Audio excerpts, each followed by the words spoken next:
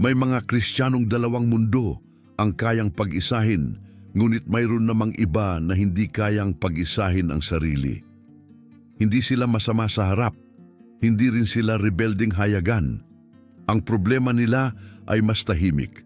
Marunong silang magtago. Marunong silang mag-ayos, marunong silang magpaliwanag, pero hindi sila marunong magtapat sa Diyos. Sa mata ng mundo, sila'y matuwid. Sa mata ng konsensya, sila'y laging tinatablan. Sa maraming pagkakataon, ang tunay na pagliligtas ay hindi nagsisimula sa pag-amin sa mga tao. Nagsisimula ito sa pag-amin sa sarili. Ang nakakatawa, maraming Kristiyano ang nag-aaral ng Biblia hindi para sumunod, kundi para magtanggol ng sarili. Gumagawa ng argumento para hindi sumuko. Gumagawa ng rason para hindi magbago. Gumagawa ng kwento para hindi masaktan ng katotohanan. Pero ang Diyos ay hindi kailanman nadadaan sa argumento.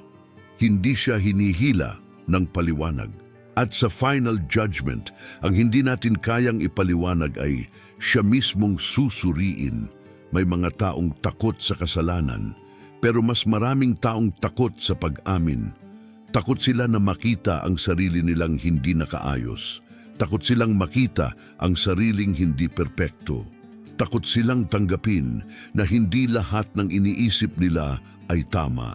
Kaya minamake up nila ang kanilang pananampalataya. Nilalagyan nila ng kolorete ang kabanalan. Hindi para mahalin ang Diyos, kundi para protektahan ang sarili sa harap ng Diyos. Pero sa impit na lugar ng konsensya, kung saan walang kamera at walang audience, ibang usapan iyon. Doon nagsisimula ang tunay na away, sa pagitan ng alam at ginagawa, sa pagitan ng naririnig at sinusunod, sa pagitan ng hinihiling ng Diyos at ng hinahayaan ng tao. Doon pumapasok ang tahimik na tanong na hindi madaling sagutin. Kung ako ay ligtas, bakit ako takot sa katotohanan?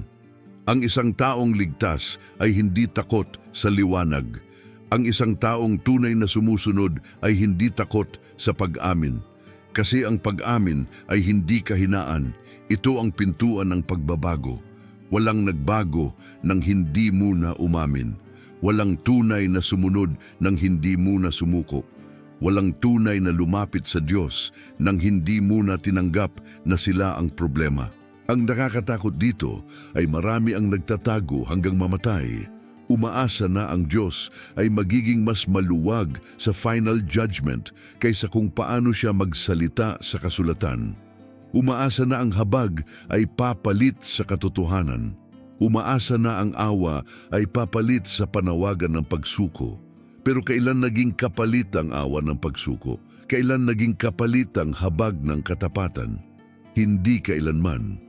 Kung ang isang tao ay umiiwas sa pag-amin, umiiwas din siya sa pagliligtas. Kung umiiwas siya sa liwanag, umiiwas siya sa Diyos. At kung umiiwas siya sa Diyos habang buhay, anong mukha ang inaasahan niyang tumanggap sa Kanya sa final judgment?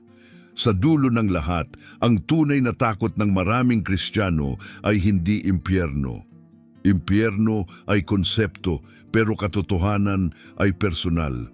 At ang personal ang mas masakit, mas madaling tanggapin ang parusa kaysa piliin ang pag-amin.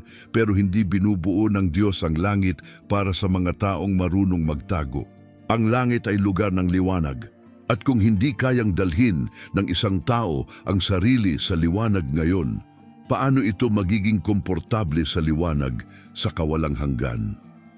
Kung na ngayon pa lamang ang katotohanan ay nakakabulag, paano pagharap na sa Diyos ang ilaw? Paano kung wala ng oras para magpaliwanag? Paano kung wala ng espasyo para magtago? Paano kung ang tanging tanong na manatili ay hindi ano ang ginawa mo, kundi ano ang hindi mo inamin? Kung nararamdaman mo ang bigat ng konsensya ngayon, huwag mo itong ipagpaliban. Ang konsensya ay hindi kaaway. Ito ang huling biyaya bago ang paghuhusga. At kung kaya pang umamin ngayon, huwag nang hintayin ang Diyos ang siyang magbukas ng lihim. Hindi lahat ng lihim ay parusa. Minsan, ang pag-amin ang mismong kalayaan.